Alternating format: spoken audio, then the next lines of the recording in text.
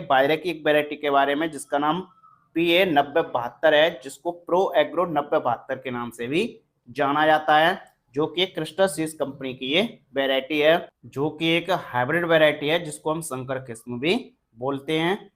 बात करें कि इस वैरायटी की फसल अवधि कितनी है, तो किसान साथियों ये वैरायटी बुआई के 72 से 74 दिनों में पककर तैयार हो जाती है। ये एक अगेती वैरायटी है, कहने का मतलब ये कम दिनों में पककर तैयार हो जाती है।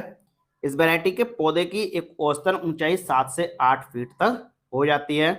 इसकी जो बालियां हैं वो गुथी हुई, काफी ठोस और दानों से भरपूर भरी हुई होती हैं।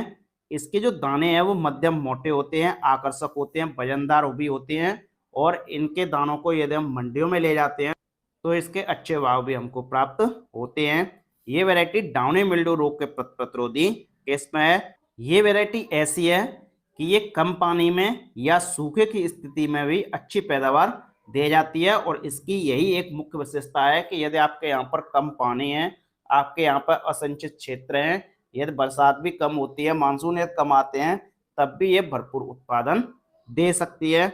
इसके जो दाने का रंग है वो ग्रे रंग का होता है। इसका जो चारा है वो कटाई तक हरा बना रहता है। इस वैरायटी की जो जड़ें हैं वो लंबी और गहरी जाती हैं, जिसके कारण इसमें गिरने की संभावना भी कम होती है। बात करें कि इस वैरायटी को हम कब लगा सकते हैं, इसकी बुआई हम कब कर सकते हैं, किसान साथियों इसकी बुआई आपको जून जुलाई के महीने में, कहने का मतलब खरीफ सीजन में आप इसकी बेशक बुआई कर सकते हैं। बात करें कि इस वैरायटी की बीज दर कितनी लगती है, तो किसान साथियों इसकी जो बीज दर है वो बुआई के तरीके पर, मिट्टी के प्रकार पर, मौसम पर, कई कारकों पर निर्भर करती है। एक औसतन 1.5 किलोग्राम से लेकर 2 किलोग्राम प्रति एकड़ के हिसाब से बीज की आवश्यकता पड़ती है।